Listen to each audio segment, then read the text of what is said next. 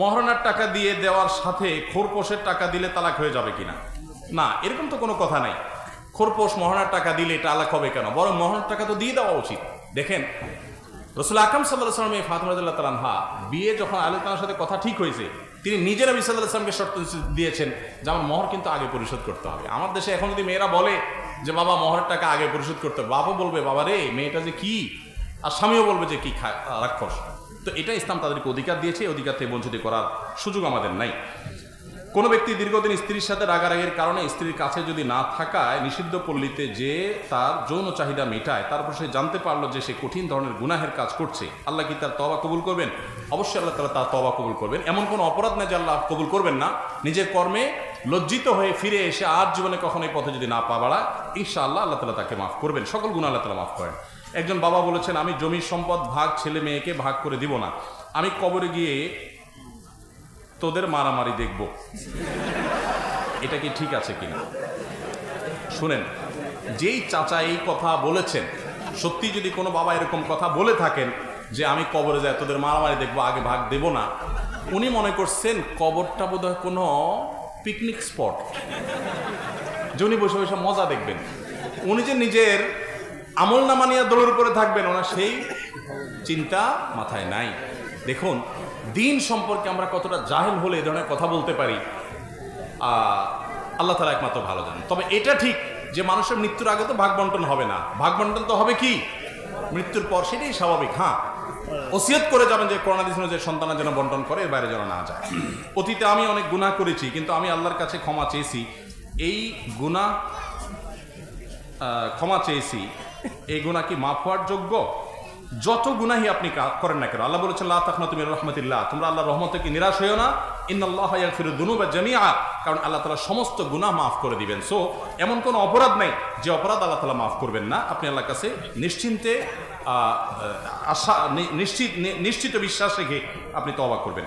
আমার বয়স 24, মোটামুটি একটা কর্মসংস্থান আছে, আমি আলহামদুলিল্লাহ 5 ওয়াক্ত নামাজ পড়ার চেষ্টা করি। আমার বিয়ের কথা পিতামাতাকে বললে মা বলে তোর বাপ 29-30 বছরে বিয়ে করেছে, তুই এত তাড়াতাড়ি বিয়ে করবি কেন? এখন আমি কি করতে পারি এবং কিভাবে তাদের বোঝাবো? মা যদি এরকম কথা বলে, মাকে বলবেন, মা আমার বাপ যখন বিয়ে করেছে তখন ফেসবুক ইউটিউব ছিল না, তখন স্মার্টফোন ছিল না, তাদের চরিত্র ফেরেশতার মতো থাকাটা সহজ ছিল। এখন সেই দিন নাই, এখন ভয়াবহ পরিস্থিতি, কঠিন চ্যালেঞ্জ মোকাবেলা করতে হয়। সেজন্য প্রাপ্তবয়স্ক হয়ে যাওয়ার পর আর বিলম্ব না করে দ্রুততার সাথে বিয়ে দেওয়ার নির্দেশ নবী সাল্লাল্লাহু আলাইহি ওয়াসাল্লাম করেছেন। যদি কোনো বাবা মা দেরি করেন, বাচ্চাকে ছেলে মেয়েদেরকে উপযুক্ত হওয়ার পর যদি বিয়ে তারা না দেন এবং তারা যদি পাপে লিপ্ত হয়, তো তারা তো অপরাধী হবে, বাবা মাও তার পাপের বোঝা বহন করতে হবে, যেহেতু তারা অবহেলা করেছে।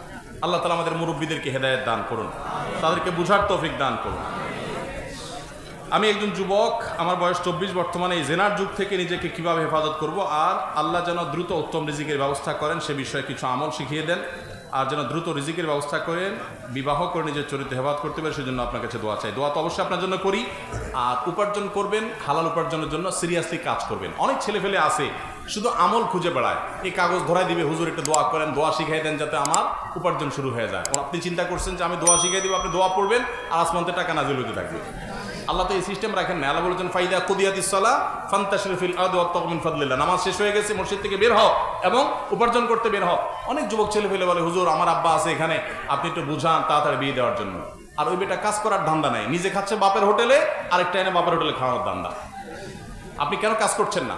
অনেক যুবকরা অলস, তারা শুধুমাত্র দোয়া করে আল্লাহর কাছে আমল চায় না। ভাই, আমল তো আল্লাহর কাছে চাইবেন, আমল তো করবেন, দোয়া তো আল্লাহর কাছে করবেনই, কিন্তু পাশাপাশি চেষ্টা করতে হবে সিরিয়াসনেসের সাথে হালাল উপার্জনের। কোনো কাজকে ছোট মনে করবেন না, সিরিয়াসলি লেগে যাবেন, আল্লাহ তাআলা বরকত দিবেন ইনশাআল্লাহ।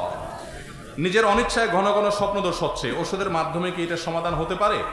ইসলাম দেশে এটা করণীয়। ওষুধের মাধ্যমে সমাধান হবে কি না এটা তো ডাক্তার বলতে পারবে, এটা তো আমার সাবজেক্ট না। ওষুধের মাধ্যমে সমাধান হতেও পারে, ডাক্তার দেখানো দরকার এটার জন্য। ভাই, ছোট শিরকের পাপ থাকা অবস্থায় কেউ যদি মারা যায়, সে কি চিরস্থায়ী জাহান্নামী হবে? ছোট শিরকের কারণে কেউ চিরস্থায়ী জাহান্নামী হবে না, তবে ছোট শিরক থেকেও বেঁচে থাকার দরকার। বড় শিরকের কারণে মানুষ চিরস্থায়ী জাহান্নামী হয় এবং ইসলাম থেকে খারিজ হয়।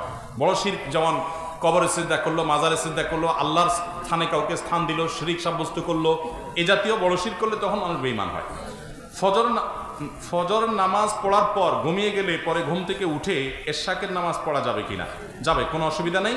এবং জোহরের ওয়াক্ত হওয়ার আগ পর্যন্ত আপনি চাষতের নামাজ পড়তে পারেন। আর এশাকের নামাজের সময় মূলত হলো সূর্য ওঠার 15 মিনিট পর থেকে নিয়ে এই চাষতের নামাজের আগ পর্যন্ত, অর্থাৎ 8টা-9টা যখন উত্তপ্ত হয় মাটি তার আগ পর্যন্ত। আমার বাবা একজন রাস্তার মিস্ত্রি, সে আমার মাকে রেখে আরও 2টা বিবাহ করেছে এবং আমাদের সংসারে তেমন খরচ দেয় না, খবর রাখে না। এখন আমার প্রশ্ন, আমার বাবার প্রতি আমার দায়িত্ব কেমন থাকবে এবং আমার বাবার 2 বোর দোনোজনকে কি আমার স্বীকার করতে হবে? হ্যাঁ ভাইরা আমার, যদি কোনো মানুষ 2টা বিয়ে করে তার প্রথম বোর খবর না নেয়, ইসলামী শরিয়ার আলোকে তাকে আচ্ছাতরে বেত্রাঘাত করা, তার শাস্তির মুখোমুখি করা, তার বিচার করা কর্তব্য, যদি সে প্রথম স্ত্রীর খবর না নেয়। একাধিক বিয়ে ইসলামে জায়েজ আছে, কিন্তু বাংলাদেশে কিছু চরিত্রহীন লোক, তারা শুধুমাত্র নিজের যৌন আকাঙ্ক্ষা মেটাবার জন্য একাধিক বিয়ে করে, একটা করলে আর আগেরটার খোঁজ খবর রাখে না, একাধিক বিয়ের পুরো জিনিসটাকে তারা আপনার রীতিমতো বিতর্কিত করে এটাকে কালিমা লাগিয়ে দিয়েছে। তো যেহেতু নিজের বাবার ব্যাপার, বাবার সাথে তো আর বেয়াদবি করা যাবে না, সবর করতে হবে, ধৈর্য ধারণ করতে হবে এবং যথাসম্ভব বাবার ব্যাপারটিকে আপনার যা খুশি তা করা যাবে না এবং চেষ্টা করতে হবে যে বাবার যেন কোনো প্রকার বেয়াদবি না হয়। তিনি অন্যায় করলে তিনি আল্লাহর কাছে বুঝবেন, তাকে বুঝাতে পারেন, কিন্তু আপনি তার সাথে বেয়াদবি করতে পারেন না। আর দ্বিতীয়ত, তিনি যে 2 বিয়ে করেছেন, দোনোজনকে মা হিসাবে স্বীকৃতি আপনার দিতে হবে। তবে হ্যাঁ, এটা ঠিক, আপনার মায়ের প্রতি যে কর্তব্য, সৎ মায়ের প্রতি সে কর্তব্য অবশ্যই থাকবে না।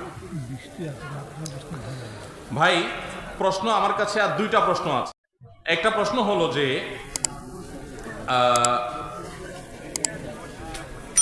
সংসারে ছোট বড় কোনো ব্যাপার ঘটলে অনেক সময় রাগের মাথায় স্বামী স্ত্রীকে অথবা স্ত্রী স্বামীকে অনেক রকম কটু কথা বলে, এ সম্পর্কে ইসলাম কি বলে? ভাই, কটু কথা স্বামী স্ত্রী বলুক, অন্য কেউ বলুক, সর্বাবস্থায় হারাম এবং নিষিদ্ধ এবং নাজায়েজ। এটা থেকে আমাদের বেঁচে থাকতে হবে। আল্লাহ আমাদেরকে পারিবারিক জীবনে ছোট লোকই থেকে বেঁচে থাকার তৌফিক দান করুন।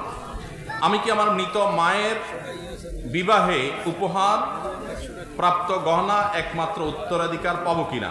এখন আমার সৎ এক ভাই আছে, বইমাত্র আমি আমার মায়ের একমাত্র। এটার জন্য কোনো আলেমের কাছ থেকে ফারাইজ করে নেবেন ভাই, এগুলো সংক্ষেপে উত্তর দেওয়া কঠিন। যদি কোনো বেগানা পুরুষ ঘরে ঢুকে, তবে ওই নামাজ হবে কিনা, নাকি নতুন করে নামাজ পড়তে হবে? মহিলারা নামাজ পড়ার সময় যদি বাইরে কেউ ঘরে ঢুকে পড়ে, কোনো অসুবিধা নেই, কোনো অসুবিধা নাই। গায়ের মাহরাম ঢুকলে যে নামাজ নতুন করে পড়তে হবে এমন কোনো কথা নেই, বরং ওই নামাজ হয়ে যাবে এবং আপনার নতুন করে নামাজ পড়ার দরকার হবে না, নামাজ ভাঙা লাগবে না। এমনকি যদি দেখেও ফেলে, আপনি চেষ্টা করবেন পর্দার মধ্যে থাকার, নামাজ হয়ে যাবে। মেয়েদের জন্য দূরের যাত্রা ছেলেদের মতো কসরের কোনো নামাজ আছে কিনা? অবশ্যই ছেলেরা মেয়েরা এক্ষেত্রে এক সফরের দূরত্বে গেলে তাদের জন্য কসর প্রযোজ্য হবে। ছেলে মেয়ের আকিকার গোস্ত কি মা বাবা খেতে পারবে? মা বাবা একটু বেশি করে খাবে। কেন বেশি করে খাবে? আকিকার গোস্ত এটা তো আল্লাহর পক্ষ থেকে, এটা তো নেয়ামত, খুশি হয়ে আরো বেশি করে খাবে। অনেক মা বাবা আছে নির্বোধের মতো, নিজেরা খায় না, সব মানুষকে খায়, বলে মা বাবার খাওয়া উচিত না। আরে মা বাবা আরো বেশি করে খাবে। আকিকার গোস্ত কোরবানি গোস্ত মতো, যিনি জবাই করছেন, যিনি আকিকাতে, তিনি নিজেও খাবেন, আত্মীয় স্বজনকে খাওয়াবেন, গরিব দুঃখীরও খাওয়াতে পারবেন। মহিলাদের জন্য কয়টি আমল আছে জানতে চাই? পুরুষদের জন্য যা আছে মহিলাদের জন্য তাই আছে। তাদের জন্য অতিরিক্ত হলো বিশেষ করে স্বামীর আনুগত্য করা, যদি স্বামী কোনো অন্যায় নির্দেশ না করে আদব লেহাজ মেনে চলা, তাকে অভিভাবক হিসাবে সম্মান করা, শ্রদ্ধা করা, এটা অনেক গুরুত্বপূর্ণ একটা বিষয়, তাদের জন্য এডিশনাল। এর পাশাপাশি পুরুষের জন্য যা যা তাদের জন্য সেগুলো। আরেকটা অতিরিক্ত হলো তারা নিজের ইজ্জত আবরুকে হেফাজত করবে, পর্দার মধ্যে থাকবে, নিজের শালীনতাকে ঢেকে ঢুকে রাখবে, এগুলোকে বাইরে প্রকাশ করে বেড়াবে না। তাদের ব্যক্তিত্বের ব্যাপার, এটা তাদের পার্সোনালিটির ব্যাপার, যে রাস্তাঘাটে তাদের সৌন্দর্যকে বিলিয়ে বেড়াবে না, যে সে দেখে সেখানে তা বাজে চিন্তা করবে। এরপরে প্রশ্ন হলো, ইসলাম বিবর্তনকে সমর্থন করে না, কিন্তু আদম আলাইহিসসালামের উচ্চতা 60 হাত হওয়া সত্ত্বেও আমাদের উচ্চতা কেন 6-7 ফুটের মধ্যে? দরকারি প্রশ্ন। দেখুন, বিবর্তনবাদ বলতে যেটা প্রসিদ্ধ যে থিওরি আছে, যে মানুষ বানর ছিল, সেখান থেকে মানুষ হয়েছে, শিম্পাঞ্জি থেকে মানুষ হয়েছে, ইত্যাদি ইত্যাদি, এই জাতীয় থিওরি, এটা কোরআন হাদিসের সাথে পরিষ্কার সাংঘর্ষিক। মানুষকে আল্লাহ তাআলা কিভাবে সৃষ্টি করেছেন, মাটি থেকে, তার বিস্তার বিবরণ কোরআনে আছে। সো মানুষ কোনো প্রাণী থেকে সৃষ্টি হয়ে আসছে, এটা বলা হলো কোরআনকে অস্বীকার করার শামিল। তবে কোনো প্রকারের বিবর্তন হয় নাই, এটা তো সঠিক না।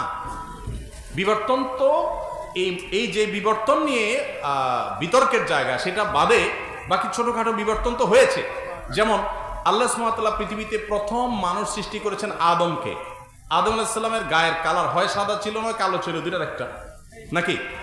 এখন পৃথিবীতে মানুষ সাদাও আছে, কালোও আছে। সৃষ্টি করেছেন তো আল্লাহ তাআলা এক কালারের, নিশ্চয়ই এক শরীরে তো দুই কালার দেন নাই। তাহলে সেক্ষেত্রে এখন কিছু মানুষ কালো, কিছু মানুষ সাদা হলো। তাহলে ওনাকে আল্লাহ যেভাবে সৃষ্টি করেছেন তার সন্তানদের মধ্যে কিছুটা পরিবর্তন হয়েছে। কেউ খাটো হয়েছে, কেউ লম্বা হয়েছে, পরিবর্তন হয়েছে। কেউ হায়াত বেশি পেতে, কেউ হায়াত কম পায়, তাহলে বিবর্তন, এরকম বিবর্তন তো হয়েছে। এটা কিন্তু অস্বীকার করে না কেউ, ইসলাম এটাকে অস্বীকার করে না। কিন্তু বিবর্তন বলতে ওই যে বিতর্কিত থিওরি যে মানুষ প্রাণী ছিল, সেখান থেকে মানুষ হয়েছে ধীরে ধীরে পরিবর্তন হয়ে হয়ে, এটা বস্তা এবং বাস্তবতা বিবর্জিত। শুধু কোরআনের আলোকে যে অপ্রমাণিত তা না, বৈজ্ঞানিকভাবে এটা অপ্রমাণিত। বিভিন্ন বিজ্ঞানীরা এটার বিপরীতে গবেষণা করে প্রমাণ করেছেন যে এরকম বিষয় সত্য নয়, সেটা ভিন্ন বিষয়। বাকি এই ধরনের বিবর্তন যেটা আপনি উল্লেখ করেছেন, আমি আরো কয়েকটা দেখালাম, এগুলো ইসলাম অস্বীকার করে না। ইহুদিরা এত অপরাধ করা সত্ত্বেও প্রায় সব প্রসিদ্ধ নবী রাসূল তাদের হেদায়েতের জন্য আল্লাহ কেন প্রেরণ করেছেন? এটাই তো স্বাভাবিক। যারা যত খারাপ হবে তাদের মধ্যে তত নবী রাসূল পাঠানোর দরকার হবে, এটাই তো স্বাভাবিক। জাহা মুসা ওয়াহা ফেরাউন, যেখানে জাহা ফেরাউন ওহা মুসা, যেখানে ফেরাউন থাকবে সেখানে কি থাকবে? মুসা থাকবে। যারা যত খারাপ তাদেরকে সাইজ করার জন্য তত বেশি নবী রাসূলের দরকার হবে, এটাই তো স্বাভাবিক।